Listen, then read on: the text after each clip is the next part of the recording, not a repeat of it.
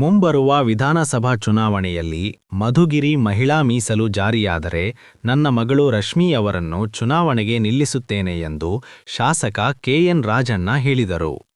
ಮಧುಗಿರಿ ತಾಲೂಕು ದೊಡ್ಡೇರಿ ಹೋಬಳಿಯಲ್ಲಿ 13 ಕೋಟಿ ವೆಚ್ಚದಲ್ಲಿ ವಿವಿಧ ಅಭಿವೃದ್ಧಿ ಕಾಮಗಾರಿಗೆ ಭೂಮಿ ಪೂಜೆ ನೆರವೇರಿಸಿ ಮಾತನಾಡಿದ ಅವರು, 2028ರ ವಿಧಾನಸಭಾ ಚುನಾವಣೆಯಲ್ಲಿ ಮಹಿಳಾ ಮೀಸಲಾತಿ ಬಂದರೆ ನನ್ನ ಮಗಳನ್ನು ಮಧುಗಿರಿ ಕ್ಷೇತ್ರದಲ್ಲಿ ಚುನಾವಣೆಗೆ ನಿಲ್ಲಿಸುವೆ ಎಂದರು. ಉಪವಿಭಾಗಾಧಿಕಾರಿ Goturu Shivappa, taluk panchayat EO Lakshman, ADA Dhananjay, DYSP Manjunath, ಲೋಕೋಪಯೋಗಿ ಇಲಾಖೆಯ ಎಂಜಿನಿಯರ್ ಸಂಪತ್, ಜಿಲ್ಲಾ ಪಂಚಾಯಿತಿ ಎಂಜಿನಿಯರ್ ಮಂಜುನಾಥ್, ಬ್ಲಾಕ್ ಕಾಂಗ್ರೆಸ್ ಅಧ್ಯಕ್ಷ ಗೋಪಾಲಯ್ಯ, ಗ್ಯಾರಂಟಿ ಯೋಜನಾ ಸಮಿತಿ ಅಧ್ಯಕ್ಷ ಚೌಡಪ್ಪ, ಮುಖಂಡರಾದ ಟಿ ರಾಮಣ್ಣ, ಕುರುಬರಹಳ್ಳಿ ಹರ್ಷ, ನಸೀರ್ ಹಾಗೂ ತಾಲೂಕು ಮಟ್ಟದ ಅಧಿಕಾರಿಗಳು ಇದ್ದರು.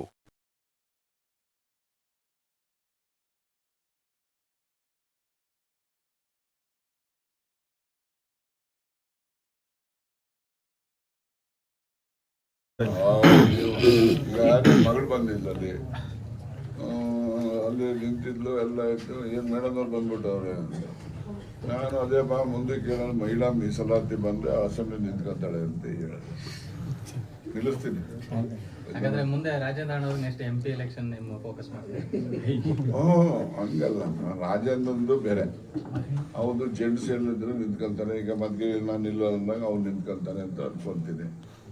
ಈಗ ರಶ್ಮಿದು ಪ್ರಶ್ನೆ ಏನಪ್ಪ ಅಂದ್ರೆ, ಲೇಡಿ ರಿಸರ್ವೇಶನ್ ಎಲ್ಲಿ ಬಂದೈತೆ ಅಲ್ಲಿ ರಿಸರ್ವೇಶನ್ ಲೇಡಿ ಬಂದಿದ್ರೆ ಅವ್ರದ್ದೇನು ಪ್ರಶ್ನೆ ಇಲ್ಲ.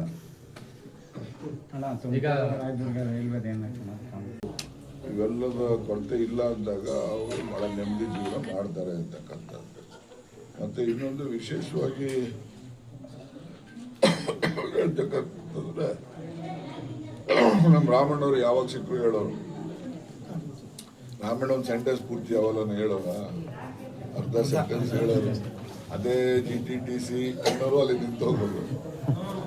ಆಮೇಲಿಂದ ಬಹಳ ಅನುಕೂಲ ಆಗ್ತದೆ ಮಕ್ಕಳಿಗೆ ನಮ್ಮ ತಾಲೂಕಲ್ಲಿ ಅನ್ನೋದು. ನಾನು ಆಮೇಲಿಂದ ಪಾಪ ಅವರೇ ನನಗೆ ಅದ್ರ ಬಗ್ಗೆ ಮಾಹಿತಿ ಕೊಡೋದು. ನಾನು ಅದನ್ನ GTTC ಅಂದಿದ್ರಲ್ಲ, ಅದೇನು ನೋಡೋದಾಳು ಅಂತೇಳಿ ಹಾಸನ ಇನ್ಚಾರ್ಜ್ ಇದ್ದಾಗ ಅಲ್ಲಿ ರೇವಣ್ಣ ಒಂದು ಮಾಡಿದ್ರು ಹಾಸನ. ಅಲ್ಲಿ ನೋಡೋಣ ಅಂತ ಒಂದು 4 ಗಂಟೆಗೆ ಹೋದೆ ಅಲ್ಲಿ ಕಾಲೇಜಿಗೆ. ರಾತ್ರಿ ಸುಮಾರು 8:30, 9 ಗಂಟೆವರೆಗೂ ಎಂಟೈರ್ ಕಾಲೇಜು ಅಂತ ಹೇಳಿದ್ರೆ ಕಾಲೇಜು, ಅವರು ವರ್ಕ್ಶೆಟ್ಗಳು, ಅವ್ರ ಹಾಸ್ಟೆಲ್ಗಳು ಅವೆಲ್ಲ ನೋಡಿ. ನಾನು ಹೋದ ದಿವಸ 200 ಮೆಂಬರ್ಸು ಟ್ರೈನೀಸ್ ಇದ್ರು. ಹೆಣ್ಮಕ್ಳು ಇದ್ರು, ಗಂಡ್ಮಕ್ಳು ಇದ್ರು. ಅವರು ಎಲ್ಲ ಹಳ್ಳಿಯಿಂದ ಬಡವರು ಎಲ್ಲ SLC PUC ಪಾಸ್ ಮಾಡ್ಕೊಂಬಿಟ್ಟು ಮನೆ ಸೇರಿ ಅವ್ರುಗಳು ಅಲ್ಲಿ ಟ್ರೈನಿಂಗ್ ಬಂದರು. ಆ ಟ್ರೈನಿಂಗ್ ನಡೆಯೋದು ಯಾವ ಥರ ಮಾಡ್ತಾ ಇದ್ರೆ, ಯುಗೋಸ್ಲೋವಿಯಾದವರು ಮೆಷಿನ್ ಕೊಟ್ಟಿದ್ದಾರೆ. ಆ ಮೆಷಿನ್ ಆಪ್ರೇಟ್ ಮಾಡೋದು, ಮೆಷಿನಲ್ಲಿ ಪ್ರಾಡಕ್ಟ್ ತೆಗೆಯೋದು ಟ್ರೈನಿಂಗ್ ಕೊಡಬೇಕು. ಆ ಹುಡುಗರು ಅಲ್ಲಿ ಯುಗೋಸ್ಲೋವಿಯಾದಲ್ಲಿ ಸೇರಿಸ್ಕೊತಾರೆ ಕೆಲಸ. ಅಷ್ಟೊಂದು ಸ್ಕೋಪ್ ಇರುವಂಥದ್ದು.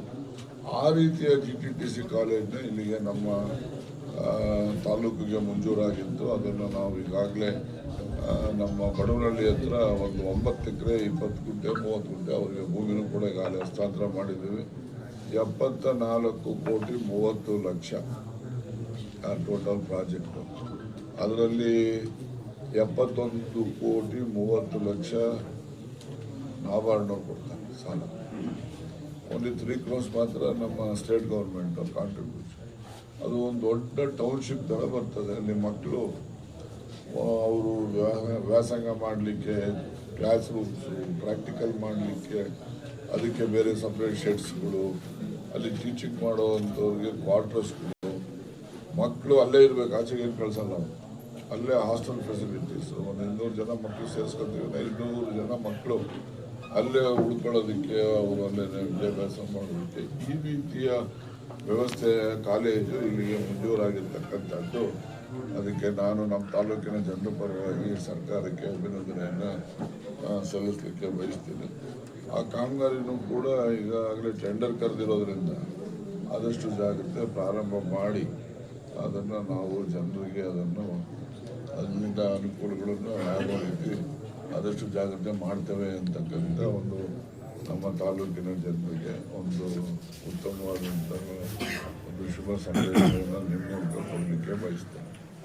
ಮತ್ತು ಜೊತೆಯಲ್ಲಿ ನಮ್ಮ ತಾಲೂಕಿನಲ್ಲಿ ಇತ್ತೀಚೆಗೆ ಮತ್ತೆ ಮನೆಗಳಿಗೆ ಹೆಚ್ಚು ಡಿಮ್ಯಾಂಡ್ ಬರ್ತಾ ಇದೆ. ಆ ಮನೆಗಳನ್ನು ಕೂಡ ಹೆಚ್ಚು ಮಾಡ್ತಕ್ಕಂಥದ್ದಕ್ಕೆ ನಾವು ಹಿಂದೆ ಸುಮಾರು 5,500 ಮನೆ ಸ್ಪೆಷಲ್ ಕ್ಯಾಟಗರಿಗಳು ತಂದಿದ್ದೀವಿ.